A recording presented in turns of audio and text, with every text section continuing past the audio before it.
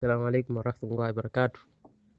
Nina swali nataka kuuliza. Swali la kwanza, je, ni upi utofauti uliopo kati ya swala ya ishraq na swalatu dhuha? Ni ipi tofauti iliyopo kati ya swala ya ishraq na swalatu dhuha? Swali la pili, Mwenyezi Mungu Subhanahu wa Ta'ala amesema kwenye Qur'ani ya kuwa ambaye atakimshirikisha yeye, bimaana akifanya shirki, matendo yake yote yatabatulika, yale mema. Sasa je, mtu huyu ambaye amemshirikisha Mwenyezi Mungu na matendo yake mema yakaharibika, akatubia kwa Allah Subhanahu wa Ta'ala, toba ya kweli, akasamehewa, je, yale madhambi yaliyobatulika yanarejeshwa tena au nakuwa ni basi anaanza upya?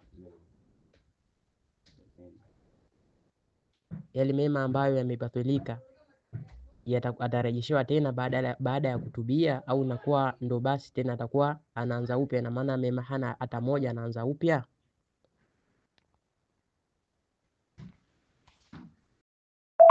Waalaikum assalam wa rahmatullahi wa barakatuh. Alhamdulillah, salatu wassalamu ala rasulillah, amma ba'd.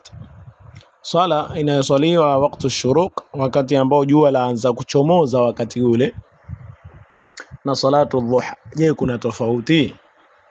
Hamna tofauti ustadhi, hakuna tofauti baina ya sala hizi mbili, bali mwanachuoni Ibn Baz rahimahullahu ta'ala amesema ni sala moja, hii ni sala moja, bali tofauti yake ni kwamba hii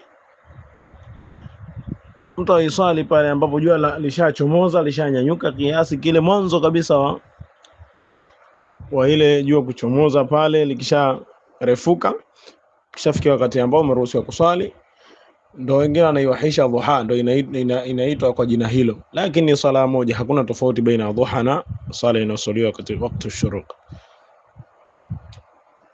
Kwa nini nafahamu mimi, wallahu aalam. Na kadhalika tofauti ya swala pili ni kwamba mtu ambaye amefanya shirki, sawa, mushrik, matendo yake yakawa yamebatilika, hula shaka tayari ambaye amebatilika amali zake ametoka katika Uislamu, sababu shirki inamtoa mtu katika Uislamu, hii ambayo inabatilisha amali za mtu. Sasa swali, je, mtu huyu akitubia kwa Allah Subhanahu wa Ta'ala, amali zake zile hurudishwa? Allah Subhanahu wa Ta'ala anasema kwenye Qur'ani, kwa aya ambazo zanihudhurikia kwa wakati huu, Allah anasema kwenye Qur'ani, qul lilladhina kafaru in yantahu yughfar lahum ma qad salaf, ambie wale ambao wamekufuru, wakikoma, wakiacha kufuru zao, wakimwamini Allah Subhanahu wa Ta'ala, yughfar lahum ma qad salaf, watasamehewa yote yaliyotangulia katika madhambi yao. Manake mtu akishasamehewa madhambi yake, akishasamehewa madhambi yote, manake huyu atakuwa alhamdulillah ni mtu mzuri mbele ya Allah Subhanahu wa Ta'ala. Manake hata akifa wakati ule hali ya kuwa Allah ashamsamehe madhambi yake yote, mtu huyu anakwenda peponi, biidhnillah, sababu tayari hana madhambi ambayo yatamsababisha yeye aende motoni. Na kadhalika aya nyingine, Allah Subhanahu wa Ta'ala baada ya kuyataja watu waliofanya madhambi ya kuua na nini, baadaye akasema illa man taba, isipokuwa yule ambaye atatubia, wa amana, na akamwamini Allah Subhanahu wa Ta'ala, wa amila amalan saliha, kisha akafanya matendo mema baada ya tauba yake hii, akafanya amal zilizokuwa njema. Malipo yake nini? Allah anasema fa ulaika yubaddilu Allahu sayiatihim hasanat, Allah anabadilisha yale maovu aliyokuwa nayo, Allah huyabadilisha kuwa ni mema.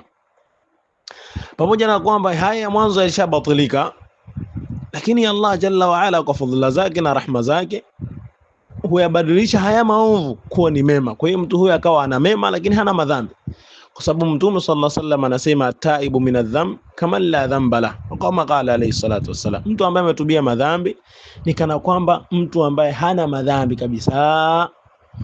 Kadhalika na Mtume sallallahu alaihi wasallam anasema alislam yajubu ma qabla, Uislamu unafuta madhambi yaliyopita. au yahdimu ma qabla, inayavunja yale yote yaliyotangulia katika madhambi. Yani mtu akisha toka katika kufuru alizokuwa nazo akaja katika Uislamu sahihi akafanya amali zilizokuwa njema, madhambi yake yote yaliyotangulia yale yanabatilishwa, yanaharibika, yanakuwa si hayasabiki tena, kwa sababu tayari asharudi katika njia ya sawa.